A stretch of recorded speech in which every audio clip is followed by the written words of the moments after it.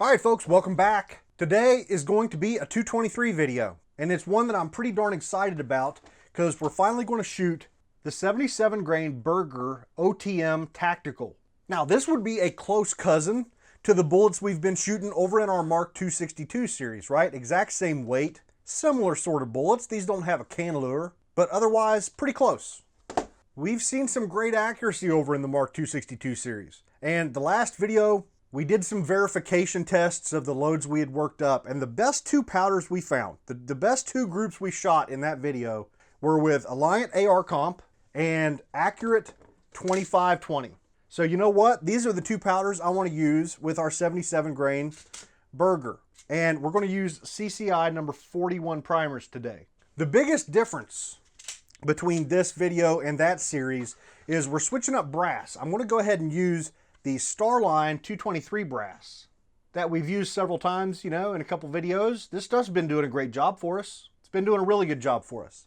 And I don't want to say I'm in a hurry, but I'm in a hurry.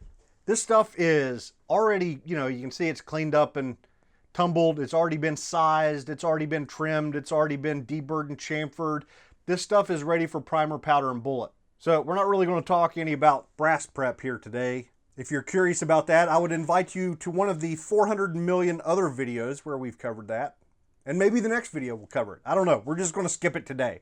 So on to some load data. Let's just go with the powder manufacturers. Because for one thing, I don't have the Berger manual. I should probably buy it if I'm going to start shooting some more Berger bullets. Which recently we've been having some good luck with some Bergers. And they're awesome bullets. They're just very expensive. So I never really questioned whether they were good or not. I just always questioned whether or not my cheap ass was willing to pay for them. But at this point, I just haven't shot enough to buy the manual. So we're going to rely on the powder manufacturers for load data and our own experience. So with Alliant AR Comp, the Alliant website has got data for the 77 grain Sierra Match King. So close enough. Further to that, we've shot a bunch of this stuff in the Mark 262 series, so feeling pretty good about this powder. One thing I should mention, so the brass for this video, the Starline brass, has got less case capacity than the Lake City brass we've been using over in the Mark 262 series. So everything changes, right? We reduce that case capacity. We're going to have higher pressures for the same given powder weight. So we can't just grab our load data from that series, bring it over to this series, and expect to get the same velocities and the same pressures. So we're going to stay well clear of what we've been shooting over in the Mark 262 series. Alliant shows a max charge of 22.1 grains with the Sierra bullet. So that's what we're going to shoot up to here today with the Berger bullet. I want to shoot 0.3 of a grain increments, which will put us at, as starting at 20.9. So 20.9, 21.2, and so on up to 22.1 grains. And we are going to shoot 2.260 inches of overall length with everything today. So that's the AR comp data. Now over to Accurate 2520, the Western Load Guide, on the Accurate website or Ramshot website or Western Powders website. I don't know why these powder companies need to have 4 different names for everything, but it's Western Powders is the parent company. There you go.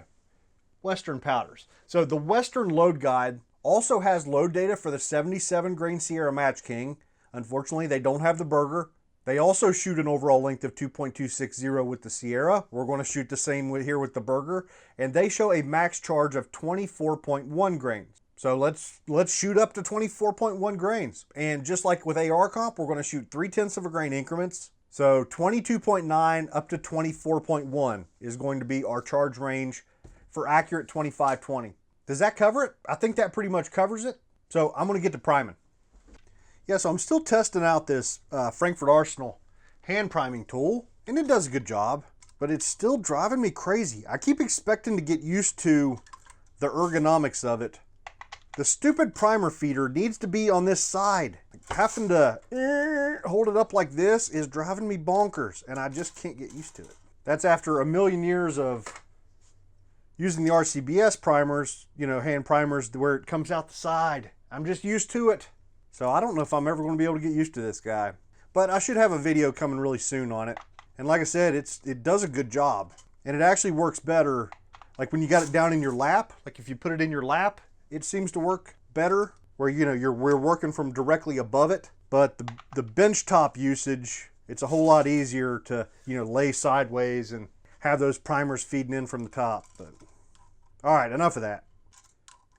All right, so I'm going to finish getting these guys primed up. And like I said, I'm in a little bit of a hurry. And since powder measuring takes the most amount of time, I'll do that off camera. And here in just a second, I'll see you for some bullet seating. You guys don't need to see me weigh a bunch of powder anyway, do you? Okay, good. We'll skip it then. All right, so I don't expect a lot of drama here with bullet seating. We don't have any compressed loads or anything like that. It should be pretty straightforward. I'm using my standard Remington seating die, and our overall length is going to be 2.260, so get this guy dialed in. All right, so I think I got it averaged out to about 2.260. Our shortest one here, I believe, is 2.257. And the longest is 2.263. Let me grab the bullet comparator. See what it reads to the ogive. Looking like 1.867, 1.867, 1.867, 1.868, and 1.867. So just like all the other hollow point match bullets, that me-plat, the hollow point is not quite perfect on each one. A little bit of irregularities there that'll give you some overall length variation, but measured to the ogive where it counts, extremely consistent. So no cantilever on these guys, so I'm not going to crimp them at all. We'll just seat them and shoot them. So speaking of shooting them, I think that's pretty much it here for the loading process. Not much exciting going on here. Pretty standard stuff. One thing I probably should have done, but I'll tell you what, I should do it now, but we'll do it later. We'll measure the amount of jump to the lands with this bullet at the end of the video, but I'm kind of out of time. I need to get out on the range. And once we get out to the range, I'll make sure that they're going into battery no problem, and that we're not hitting the lands. I can't imagine we would be. At 2.260 inches, I've got a very common barrel, so I think we'll be just fine. So let's get out to the range. All right, folks, it's time to get started. We've got a target at 100 yards. The dots today are 1 inch. This gun has got an 18-inch White Oak Armament SPR barrel with a 1-in-8 twist. The rest of the upper parts are Palmetto State Armory. I am using my Silencer Co. Omega suppressor, my Magneto Speed chronograph, and a 6-24 by 50 Vortex Viper PST. And for magazines, I'm using a 20-round Lancer mag. A kind viewer sent me this to try out, and this is the second video I've used it in. Seems to be working really well so far. So we're starting out with 20.9 grains of AR comp. One thing I have noticed about this Lancer mag, it's pretty unforgiving on that 2.260 inch maximum overall length. Sometimes the mag pulls, you can get away with a couple extra thousandths, but this is dragging the nose on a few rounds. So hopefully we don't have any function problems. So I did shoot 5 cider rounds. In the last video, we shot this gun at 200 yards, so I needed to double check my 0 for 100. So I've put 5 rounds through it just to knock the frost off. So we should be ready to go. All right, first up, 20.9 grains of AR comp.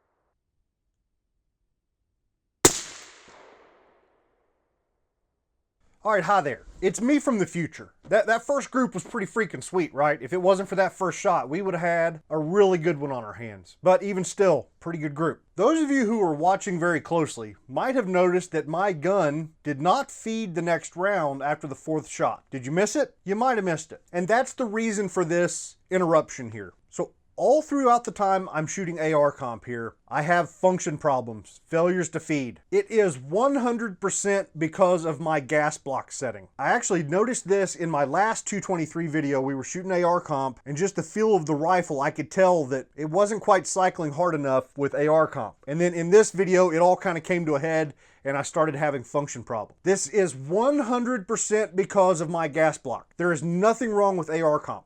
As you can see, I've got a big 8-pound jug of AR comp. I've shot a lot of it. It's run every AR I've owned, every barrel I've had in my ARs. And on top of that, it shoots really well. It's a little bit pricey. I wish it wasn't quite as expensive as it is, but it shoots well and runs guns well. I just wanted to make that 100% clear because I don't want you to see this video and be scared off of trying AR comp. I mean, for crying out loud, AR is in the name. If it can't run an AR, you'd think they would come up with a different name. Now, at the time when I was on the range, I wasn't 100% certain that it was because of the powder. I felt pretty sure it was, but I wasn't certain. So you'll see me switch magazines because I had that new Lancer mag I was trying out. I switched to a P mag and it didn't make any difference. So it was 100% gas. It was 100% my fault. And there's really nothing to worry about there. So I want to send you guys out for the remaining 20 shots with AR comp. And then at that point, we'll go ahead and just come back here to the bench. We'll talk over AR comp and then we'll switch over to Accurate 25-20. And by the way, once we switch to Accurate 25-20, it's a slower powder, a significantly slower powder, and it ran the gun just fine. So that's what's going on. I'll send you back out. You can see the next 20 shots, and then we'll get back in here to the bench, talk it over.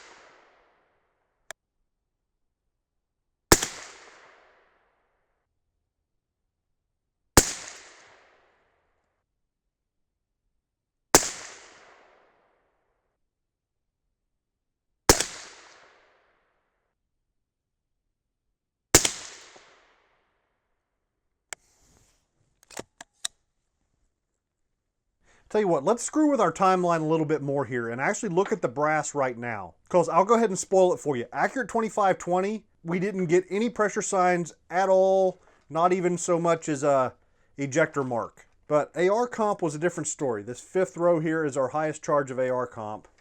And we definitely got some smearing. The primers aren't terribly flat or anything, but nice little ejector mark with some smearing. And this was only on the very highest charge. There was a little bit of a mark on the charge right below it. Yep, this was our fourth group. So these actually look okay. Is there something on there? I'm not really, yeah, there's a little circle there on that dude. There's a little bit on that guy as well. And maybe a touch of smearing going on there. A little bit of a swipe. But the top two charges of AR comp were the only pressure signs I saw at all today. All right, let's start out with the best news, which is the groups. Let's have a look at these groups. Outstanding stuff. Right, and I cut most of it out of the video, but keep in mind, I was fighting function issues every single shot here, and it was driving me bonkers, and I'm trying to screw around, and I'm switching magazines and constantly breaking cheek weld to manually load each round. This thing was shooting awesome. And except for that one guy in the middle, all of the standard deviations looked great. Which is kind of, you know, that's normal with AR comp, man. It really shoots incredibly consistent velocities most of the time. So excellent accuracy. 3 groups under a ½ inch, and our biggest guy is a .789. That is just awesome. The bad part was the velocity, kind of. You could call it bad. You could call it good, but it got out of hand. Much higher velocities than I anticipated. I expected to be about 100 feet per second slower than this. And this is a couple times now that AR comp has kind of gotten away from me, or it's acted in a way I didn't expect. So you gotta watch yourself with AR comp. You really do. Because, okay, so the top velocity, 2,764 feet per second, that's the same velocity we've been shooting over in the Mark 262 cloning series. And over in that series, you know, we're going above max. We're going up into 5.56 pressures. And our 2,760 feet per second load in that series is 22.9 grains. So why did we hit that same velocity here at 0.8 of a grain less? There are two main differences. So of course, like I had mentioned earlier on in the video, we're shooting the Starline brass instead of the Lake City brass, and the Starline has a good bit less case capacity. The other big difference is that in this video, we're shooting the CCI 41 primers, and in that other series with AR Comp, we shot the Remington 7.5 primers. So at this point, I want to put that discussion on hold because the Accurate 2520 portion will hopefully shed some light on that or give some additional clues. You know, we can compare its velocity to the Mark 262 videos as well and see how it compares. So far so good.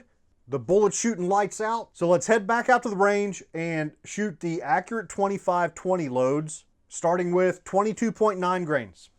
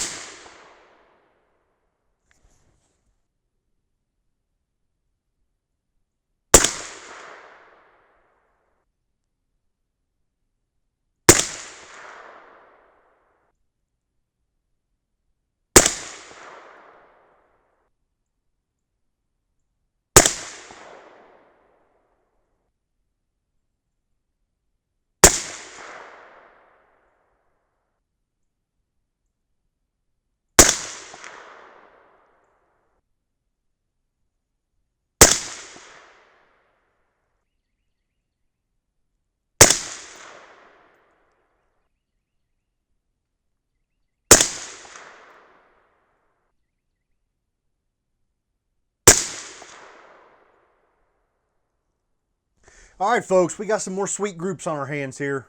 That second group, the 353, is a thing of beauty. But it looks like we kind of had a pretty wide, crappy area there, where there's a pretty significant point of impact shift from those first two groups to that last group. And I think that's kind of what screwed up those groups, 23.5 grains and 23.8 grains. It was in the middle of that point of impact shift, perhaps. We see that sometimes, right? So that helps explain why those two groups were, I mean, you know, it's hard to call an 853 and a 717 bad groups. It's still really good shooting, just not quite as tight as those others. And you can see where, like, you know, a lot of the groups today, they were trying to shoot through one hole. And you can see that 23.5 and 23.8 grain groups really weren't, right? We had that little bit of spread there with those guys. You know, I didn't come into this video expecting to be that impressed with this bullet. And I'm not saying, you know, I didn't think it was a good bullet. I thought it was a great bullet. But I expected it to shoot just like the Sierra. And the main reason why is because with the Sierra, I feel like the biggest portion of those groups, like in our Mark 262 series, a lot of that group size is me. You know, I do have a 24 power scope on this gun, so I can get a pretty tight hold, but it's not that tight. I'm just not that good. You know, maybe on my best day where everything's just lining up right and that rear bag position, you just got it right where you want it. And man, the gun's rock solid. On days like that, I still feel like I have a quarter MOA, at least, movement on my part. So with the Sierra, where we see lots of 0.5 and 0.6 and 0.7 groups, I thought we had probably reached a point where even if the Berger was better, I don't shoot well enough to see it. But that's not really the case, man. Like these groups are better in this video than I think I've seen with the Sierra. 6 of our 10 groups today were under 0.6 inches. you know, we had, I mean, what did we have? We had 4 groups today under a 1/2 inch. That's good stuff, man. That is really good stuff. So accuracy was awesome. On to velocity here with Accurate 2520. So you see we have much worse standard deviations here with Accurate 2520. That's expected. This is a ball powder, and getting the tiny little standard deviation numbers like we saw with AR comp, it's harder with a ball powder. It just is. So this is similar to what we've seen over in the Mark 262 series. Now, in that series, when we tested Accurate 2520 the first time, we shot 23.5 grains with both the Sierra Match King and the 77 grain Nosler Custom Competition. We also happened to shoot that load today, 23.5 grains. So today we saw 25.99. The Match King number was a 25.95, and the Nosler number was 25.96.